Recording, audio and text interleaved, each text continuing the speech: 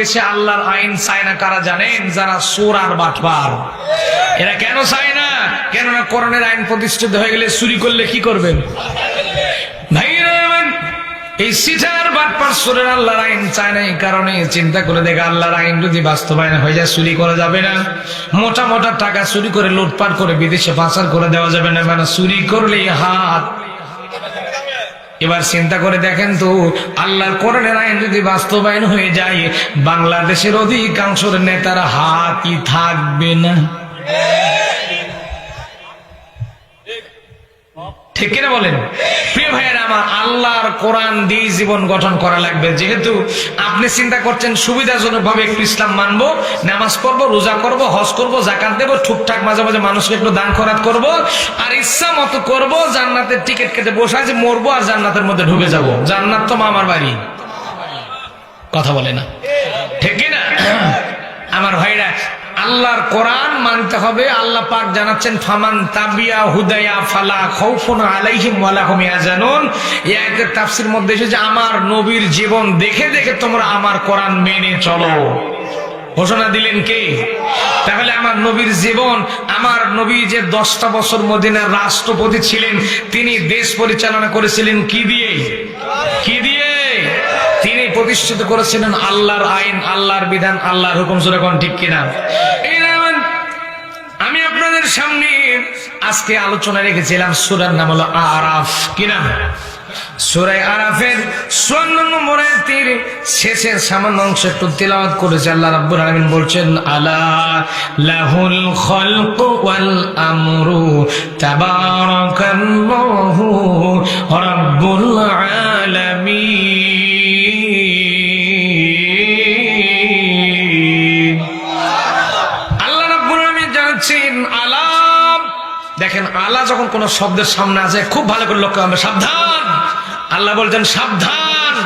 হ্যাঁ দুনিয়ার মানুষ লক্ষ্য করো, আল্লাহ আলা যেখানে দিয়েছেন সেখানে সাবধান করে দিয়েছেন। লক্ষ্য করতে হবে, ওই জিনিসটা আল্লাহ টিক মার্ক করে দেওয়ার মতো বলেছেন। আলা বলতেছেন কে? আরবি গ্রামার যারা বোঝেন তারা বুঝবেন। আলা লাহুল খালক, তৈরি করেছেন যিনি, ওয়াল আমর, হুকুম বাস্তবায়ন করা লাগবে তার। এখন বলেন, আমাদের বানাইছেন কে? আল্লাহ পাক আমাদেরকে বানিয়েছেন। এখন নির্দেশ করলেন, যিনি তোমাদের বানিয়েছেন তার আইন তোমরা বাস্তবায়ন করো। তাহলে কি হবে? তাবারাকাল্লাহু রাব্বুল আলামিন, তিনি বরকতময়, তিনি তোমাদের প্রতিপালক। যদি তার হুকুম তোমরা বাস্তবায়ন করো, তোমাদেরকে তিনি কানায় কানায় বরকত দেয়া ঢেলে দেবেন। না সুবহানাল্লাহ বলার দরকার নাই, গুনাহ টোনা যদি হয় আবার। সম্মানিত ভাইরা, তাহলে আয়াতের মানে হলো, যিনি তৈরি করেছেন তার আইন, তার হুকুম বাস্তবায়ন করার দরকার আছে না নাই? কেমন বাস্তবায়ন করবেন? নামাজ পড়া যেমন ফরজ, রোজা করা ফরজ, হজ করা ফরজ, যাকাত দেওয়া ফরজ, ইসলামের যেগুলো বিধান যেমন করে ফরজ, ঠিক তেমন করে এই জমিনে আল্লাহর দিন, আল্লাহর আইন, আল্লাহর হুকুম প্রতিষ্ঠা করাও ফরজ। কিন্তু আমরা বাংলাদেশের মানুষ সেটা ভুলেই গেছি। ঠিক কিনা বলেন ভাইরা? যদি আপনি আল্লাহর দিন প্রতিষ্ঠিত করার কাজ না করেন, আল্লাহর হুকুমকে বাস্তবায়ন করার চেষ্টা না করেন, আমার ভাইরা, আপনার সব ভালো লাগে কিন্তু আল্লাহর হুকুম বাস্তবায়ন করতে আপনার মনে চায় না। এইরকম মানুষ বাংলাদেশে আছে না নাই? জোরে করে আছে না নাই? আমার ভাইরা লক্ষ্য করে দেখবেন, সেই মানুষগুলো ইসলামের অন্যান্য পার্ট, এক একটা করে পার্ট ভালো লাগে, এক একটা করে অংশ ভালো লাগে। কারো কাছে নামাজ ভালো লাগে, কারো কাছে জিকির ভালো লাগে, কারো কাছে রোজা ভালো লাগে, কারো কাছে হজ ভালো লাগে। কিন্তু কিয়ামত পর্যন্ত যতদিন বেঁচে থাকে চিন্তা করে আল্লাহর আইন টাইন বাস্তবায়ন করা আমাদের কাম না। এরকম পাবলিক বাংলাদেশে আছে না নাই? যেমন করে যে কোরআন দিয়ে আপনি নামাজ পড়লেন, রোজা করলেন, হজ করলেন, যাকাত দিলেন, ওই একই কোরআনে আল্লাহ বলছেন, আমার হুকুম, আমার আইন বাস্তবায়ন করো। ভাইরা, কেমন আইন বাংলাদেশে আছে দেখেন। মসজিদে যখন নামাজ পড়তে যায় আমাদের সবকিছু চুরি হয়, এমনকি জুতাও থাকে না। জুতা চুরের ভয় আস্তে করে বগল দাবা করে জুতা নিয়ে মসজিদের মধ্যে যাওয়া লাগে। কথা কয় না, ঠিক না ভাইরা? একটা জিনিস দেখলাম, একটা ভিডিওতে দেখলাম একটা ছেলে মসজিদের মধ্যে ঢুকেছে, জুতা চোরের ভয় জুতার ফিতা ছিঁড়ে আসতে করে পকেটের মধ্যে ঢুকাই দিতেছে। ওখানে লিখে দিয়েছে জুতা চোরের ভয় মসজিদের মধ্যে জুতার ফিতা পকেটে করে নিয়ে ঢুকতেছি। আমার ভাইরা, এই দেশে যদি ইসলাম থাকতো, আল্লাহর আইন যদি থাকতো, আল্লাহর বিধান যদি থাকতো, আল্লাহর কোরআন থাকতো, এইরকম করে মসজিদের জুতা চোরের ভয় জুতা নিয়ে যাওয়া লাগতো না। ঠিক কেন জোরে কন? লক্ষ্য করুন, এই জমিনে আল্লাহর আইনকে বাস্তবায়ন করার জন্য, আল্লাহর হুকুমকে, আল্লাহর বিধানকে প্রতিষ্ঠিত করার জন্য কাজ করার দরকার আছে না নাই? জোরে বলেন আছে না নাই? আমার দিকে তাকান। আল্লাহর জমিনে আল্লাহর দিন, আল্লাহর হুকুম প্রতিষ্ঠিত করার কাজ আপনাকে আমাকে করাই লাগবে। প্রিয় ভাইয়েরা আমার, কেননা লক্ষ্য করে দেখুন, এই কোরআন দেয়া কিন্তু আমরা নামাজ পড়ে, কোরআন দিয়ে হজ করে, কোরআন দিয়ে যাকাত দেই, কিন্তু কোরআনের সমাজ বাস্তবায়ন করার কাজে আমরা নাই। ও নামাজি, কোরআন দিয়ে নামাজ পড়ো, সমাজ কেন গড়ো না, সমাজ কেন গড়ো না? যেই কোরআন দিয়ে আপনি নামাজ পড়লেন, রোজা করলেন, হজ করলেন, যাকাত দিলেন, ওই একই কোরআন আল্লাহ বলেছেন একই কোরআনের সমাজ আপনাকে বাস্তবায়ন করাই লাগবে। রাজি আছেন না নাই? কোরআনের সমাজ বাস্তবায়ন করার জন্য জীবনে অনেক দুঃখ দুর্দশা, অনেক কষ্ট যন্ত্রণা আসতে পারে, তারপরে টিকে থাকার দরকার আছে না নাই? জোরে বলেন আছে না নাই? কথা কি বোঝা যায়? আমার আজকের আলোচনার টপিক হলো আল্লাহর আইন এই জমিনের মধ্যে প্রতিষ্ঠিত করাই লাগবে। কেন করবেন? আল্লাহর আইন যদি আপনি প্রতিষ্ঠিত করতে পারেন, তাহলে এই জমিনে আপনি শান্তি লাভ করবেন। জোরে করেন আল্লাহু আকবার। আচ্ছা বলেন তো, কম্বলের মধ্যে যদি ঢোকেন, এক ঠ্যাং কম্বলের মধ্যে দিয়ে আছে আর এক ঠ্যাং বাইরে দিয়ে আছেন, তাহলে খুব মজা লাগবে নাকি? কথা কয় না বাড়ি, কথা কয় না। খুব মজা লাগবে মানে শান্তি লাগবে না, গরম লাগবে না। এখন শান্তি পেতে চাইলে দুই ঠ্যাঙে কম্বলের মধ্যে দেওয়া লাগবে নাকি? ওর মধ্যে বউ দিলে আরো মজা। কথা কয় না বাড়ি। যারা বউ নাই তাদের অবশ্য বলিনি। যাই হোক, এখন আল্লাহ বলছেন যে ইয়া আইয়ুহাল্লাযীনা আমানু দুখুলু ফিস সিলমি কাফা, ইসলামের মধ্যে ঢোকো পুরাপুরি। আর আমরা মানে পুরাপুরি না ঢুকে গেছি অর্ধেক, ওই এক ঠ্যাং ঢুকাইছি। ঠিক কিনা বলেন?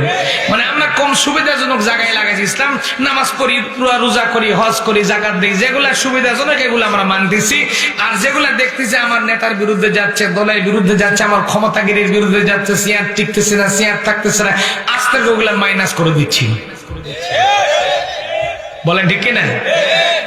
এখন পুরাপুরি ইসলামের শান্তি যদি পেতে চান, আল্লাহর আইন এই জমিনে প্রতিষ্ঠিত করা লাগবে। আর আপনি যদি মুসলমান হয়ে থাকেন, আল্লাহর আইনের পক্ষে আপনাকে কথা বলাই লাগবে। এটা আপনার ইমানের দাবি, ঠিক কিনা? আল্লাহর আইন প্রতিষ্ঠা করার কাজে আমরা আছি না নাই? আছি না নাই? আল্লাহ আমাদের কবুল আর মঞ্জুর করে, বলেন আমিন। আসুন এবার আস্তে আস্তে করে একটু আয়াতের ভিতরে যাই, একটু আমার সঙ্গে পড়েন। আমি আজকে আলোচনার সাবজেক্ট দিলাম আল্লাহর আইন প্রতিষ্ঠা করা লাগবে। শুধু লাগবে না, ফরজ। আসেন একটু তেলাওয়াত করে পড়েন আমার সাথে। আউযু বিল্লাহি মিনাশ শাইতানির রাজীম। বিসমিল্লাহির রাহমানির রাহিম। আলা লাহুল খালকু ওয়াল আমরু তাবারাকাল্লাহু রাব্বুল আলামিন।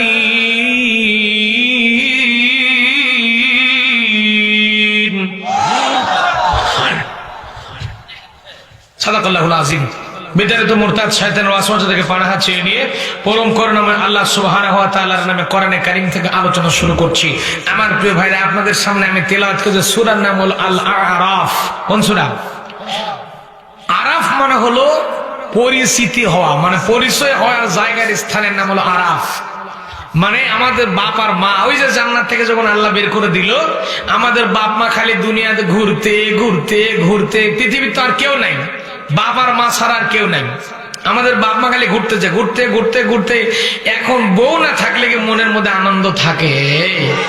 বউ যখন বাপের বাড়ি যায় ঠান্ডার দিন দেখেন বউ না থাকলে কিন্তু মনের মধ্যে শান্তি, কথা কয় না বাড়ি, হ্যাঁ শান্তি থাকে। এখন আমাদের বাপ আদম শফিউল্লাহর বউ নাই, চিন্তা করেন এখন মনের মধ্যে দুঃখ না শান্তি? দুঃখের মধ্যে আছেন। আমাদের বাপ খালি ঘুরতে ঘুরতে ঘুরতে ঘুরতে গোটা দুনিয়া ঘুরতেছে না, মায়ের আমাদের আম্মাজান হাওয়ার সাথে কোনো খবর নাই। দোয়া করতে করতে রব্বানা জালামনা, এই যে আমরা রব্বানা জালামনা হাত তুলে দোয়া করেন, এই দোয়া তো আমার বাপের দোয়া। কার দোয়া? আমার বাপ সে কাসেম মৌলভীর দোয়া না, কিন্তু আমার বাপ আদম আলাইহিস সালামের দোয়া। কার দোয়া?